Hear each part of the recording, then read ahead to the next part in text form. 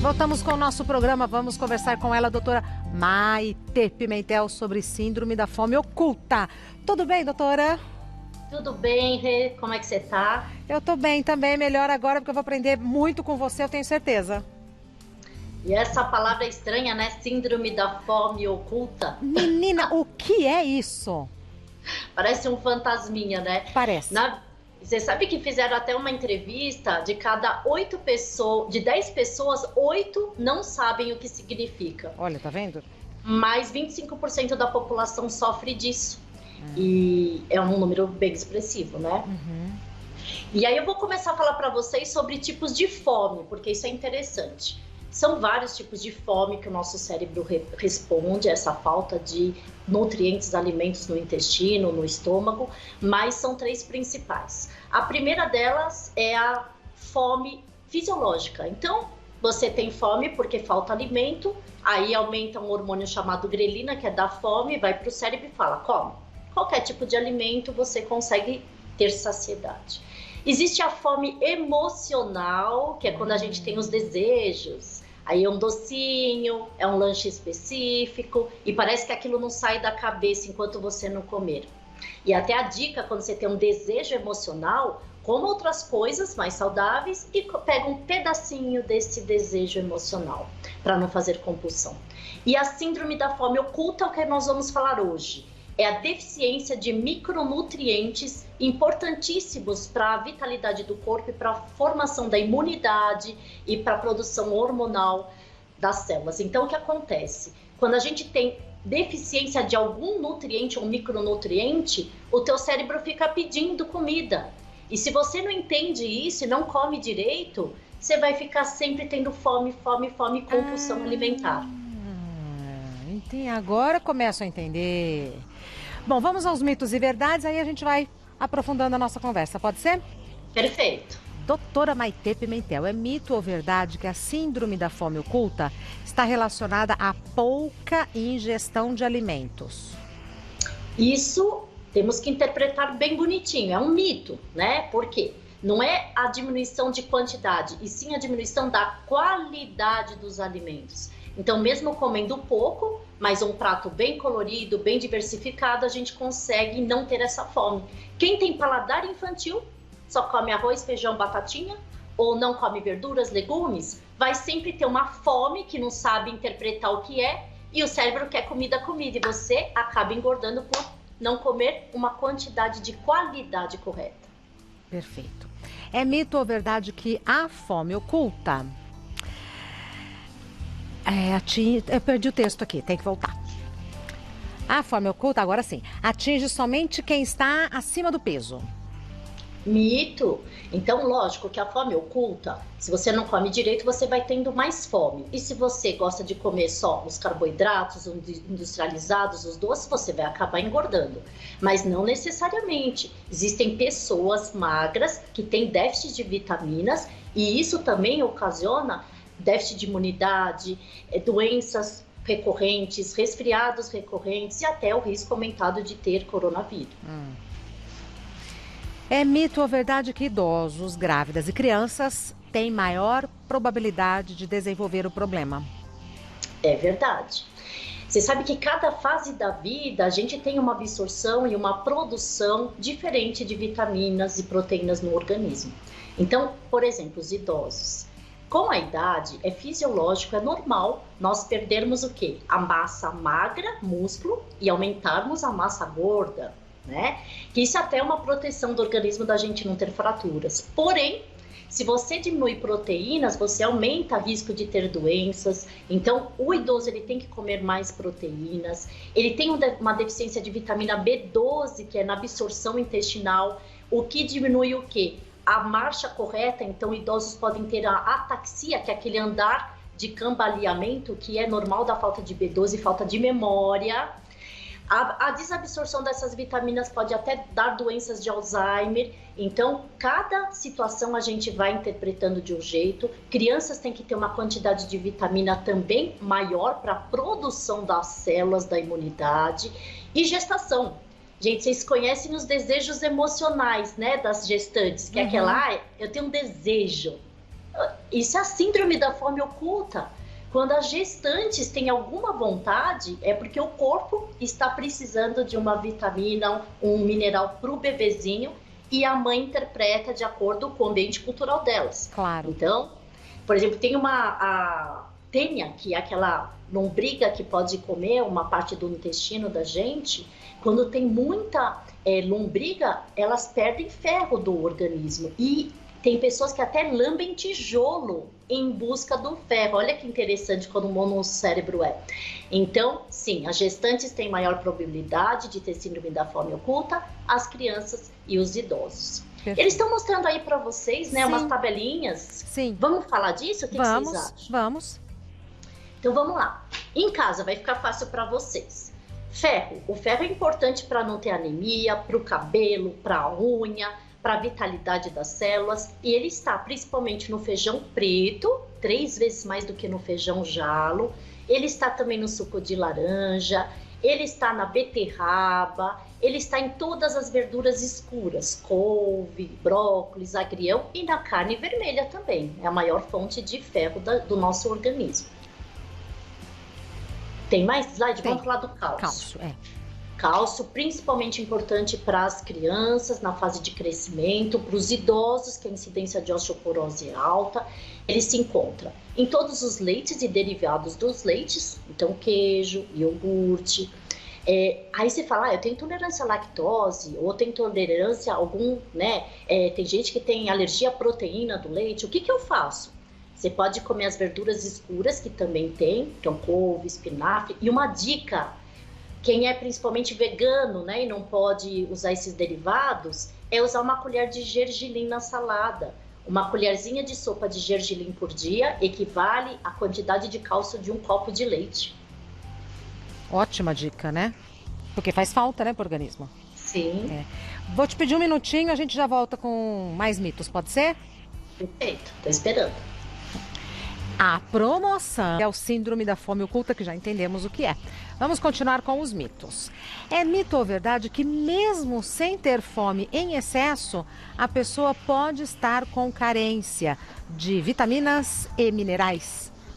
Verdade. Porque para chegar até essa compulsão de não parar de pensar em comida é quando é uma carência muito grave. Mas pequenas carências já vão dar distúrbios, né? Da memória, da cognição, de uma fadiga crônica, de queda de cabelo e da produção de células de imunidade. Que coisa, né? É mito ou verdade que a síndrome da fome oculta pode deixar o organismo mais propício a infecções? Verdade. Super, super verdade, né? Até agora, com essa infecção do coronavírus, a gente tem muito se falado em imunidade celular, humoral, como é que a gente se protege, né? Então, é lógico que você usar vitaminas e minerais, a gente não vai prevenir que pegue coronavírus, mas a gente pode ter um corpo mais saudável para que essa infecção não seja tão grave, né? E por isso se falou muito hoje de selênio, zinco, magnésio, cúrcuma, manganês. Então, vou falar aqui para vocês 3 elementos muito importantes para a gente não ter infecções de repetição e aumentar a imunidade. O selênio ele tem descrições de que 30% da gripe fica mais fraquinha quando a gente usa selênio. Ela está na castanha do Pará, ela está na gema do ovo, ela está também na farinha de trigo. Então ela diminui depressão, feridas, até acne, que faz a inflamação na pele, e é responsável pela imunidade humoral da gente e hormonal. Outro que a gente tem também, vamos ver se vocês têm aí o zinco, é bom a gente falar do zinco. O zinco é super importante, ele também tem a ver com esse estresse oxidativo, que são radicais livres, que são sujeiras do organismo, que quando a gente tem o zinco, a gente ajuda as células da imunidade a ficarem muito mais fortes, diminuir até risco cardíaco dos pacientes. Está presente nos grãozinhos, nas oleaginosas, amendoim também, amêndoa, no chocolate amargo. Adorei! Tá? Chocolate não faz mal para tudo. E o feijão também tem bastante zinco. Você vê que o feijão é importante para o ferro, para o selênio, para o zinco, para o cálcio que a gente falou. Feijão preto faz muito bem para a saúde. Tá. Será que tem outro? Vamos ver. O que mais que a gente tem? Eu acho que são só esses dois. Vitamina A. Vitamina A. A vitamina A, tudo que vocês virem que é de amarelinho, laranjinha, tem vitamina A, que é muito importante para os olhos da gente, principalmente das crianças. Por isso que tem até aquelas vitamina A que dá gotinha para a criança. Então ela está presente na beterraba, abóbora, no mamão, na laranja, no milho. Sempre importante a gente diversificar. Para vocês que estão em casa, como é que eu faço para tanta informação? Como é que eu faço o meu prato? Básico, divido o prato de vocês em 4. Uma parte tem que ser carboidrato, quem quiser emagrecer tem que ser os do bem, né? Não comer arroz branco, não comer pão. As leguminosas é muito importante, feijão, ervilha, grão de bico, lentilha. Uma parte tem que ser as saladas, as folhas, de preferência as folhas escuras, que tem mais vitaminas. E a outra parte tem que ser leguminosas. E no meio disso, os leites, iogurtes e os nuts, que é importante intercalar, e a frutinha no meio do dia. Pronto, ficou fácil mesmo, de verdade. Temos perguntas do pessoal de casa. Me dá um minutinho, doutora Maitê? Sim. E colocando tudo isso em prática, a nossa saúde vai melhor, o humor mexerica. Coisas do Dr. Lee. Doutora Maitê Pimentel, vamos às perguntas do pessoal de casa? Vamos ver. Leona, ouvi dizer que quando a gente sente a necessidade de comer um determinado alimento, é porque faltam vitaminas no corpo que esse alimento fornece. É verdade? Verdade! Então, olha, é o que a gente está chamando aqui de síndrome da fome oculta. O nosso corpo é muito, muito, muito esperto. Então, faltou deficiência de qualquer vitamina ou micronutriente, a gente tem uma fome. É que nem sempre nós sabemos interpretar isso, né? Por isso que se a gente tiver um paladar mais diversificado, orientar nossos filhos a diversificar muito o paladar. Isso é um defeito das crianças, elas não querem comer verdinho no prato, vocês têm essa dificuldade. Mas tem que estimular. Sabe como se estimula a criança? Colocando 9 vezes aquele alimento e estimulando o cérebro a entender que aquilo é gostoso e é do bem. Então não adianta uma vez, que eles até colocam a linguinha para fora, né? Joga comidinha. Mas isso é uma educação cerebral neurológica de neurotransmissores para a gente se adaptar ao paladar. Perfeito. Próxima pergunta da Letícia. Como é possível saber se uma pessoa come muito por conta da compulsão alimentar ou se sofre com a síndrome da fome oculta? Excelente pergunta, de verdade, Letícia, porque isso é uma dificuldade de nós médicos mesmos. O que acontece? A compulsão alimentar é quando você tem um desespero enorme, que você não aguenta e você geralmente come rápido e depois daquele alívio, né? Isso geralmente tem relação com neurônios cerebrais, com hormônios cerebrais, falta de dopamina, serotonina. Isso é caracterizado como um distúrbio de compulsão alimentar, que é uma alteração psicológica. Geralmente a síndrome da fome oculta não é uma compulsão tão grande que a pessoa come muito e depois se arrepende. É uma vontade que fica no cérebro e não sai. Então a tendência é de ficar querendo comer várias coisinhas para tirar essa vontade do cérebro. Entendi. Vou ter que sair mais um minutinho. Posso? Pode. Então tá bom. Muito obrigada. O Bismart, pra quem, tem problema. Tem problema de enxergar, liga pra pessoa errada. Alô, tudo bem? Doutora Maitê, vamos continuar. Rebeca, unhas fracas, queda de cabelo e ansiedade podem ser consequências da fome oculta. Eu tenho esses sintomas, além da fome em excesso. Engordei 10 quilos em 4 meses. Você vê como muitas pessoas têm esses sintomas e às vezes acham que é depressão, que é hipotiroidismo, que é comum ter, que é fadiga crônica, mas sim, a falta de vitamina dá lentificação cerebral. Por exemplo, a falta de selênio, tem até estudos que podem dar Alzheimer, a depressão está envolvida, ansiedade, cognição, de tudo. Então, tem que sempre fazer exames. Então, uma pergunta também, como é que eu sei se eu tenho ou não? Tem que fazer exame de sangue. Exames laboratoriais, a gente detecta a deficiência dessas vitaminas. Tá, então tem que fazer exame. A Marcela, como saber se estou comendo bem e com variedades de micronutrientes?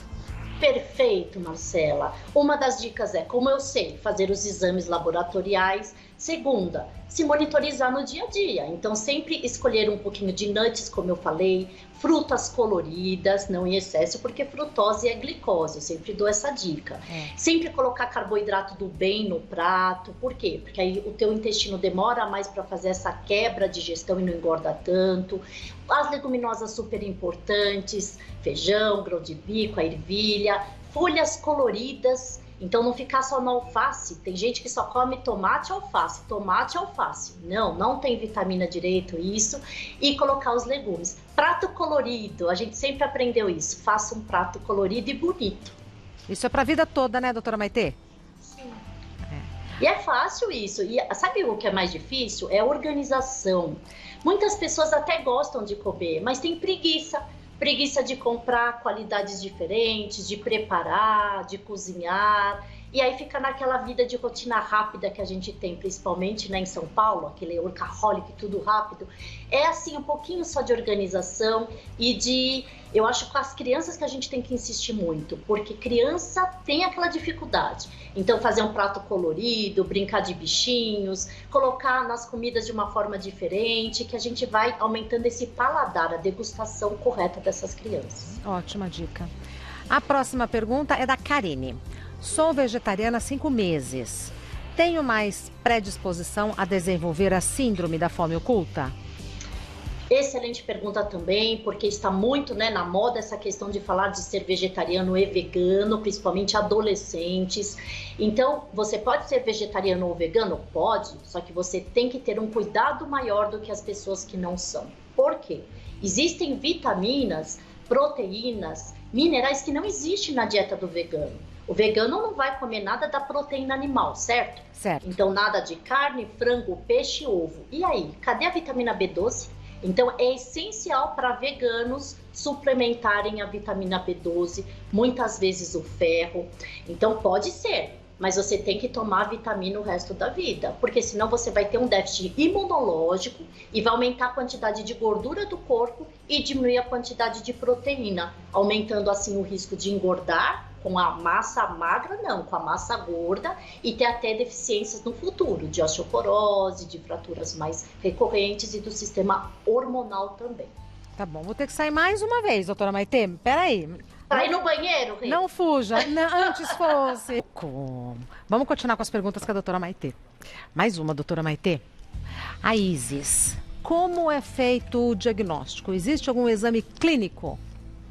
Então, o diagnóstico é feito mesmo por exames laboratoriais e por exames também de imagem. Então, por exemplo, se você tem a deficiência de cálcio, é a osteoporose, a osteopenia, que a gente vai ver pela densitometria óssea. Se um paciente, por exemplo, começa a ter perda de memória, começa a tremer, principalmente os idosos, por favor, não achem que às vezes Parkinson, às vezes é uma deficiência de vitamina, a gente repondo ácido fólico, B12, cálcio, esses pacientes podem melhorar. E até sintomas que não parecem no dia a dia físicos. A própria memória, a cognição, depressão, cansaço crônico.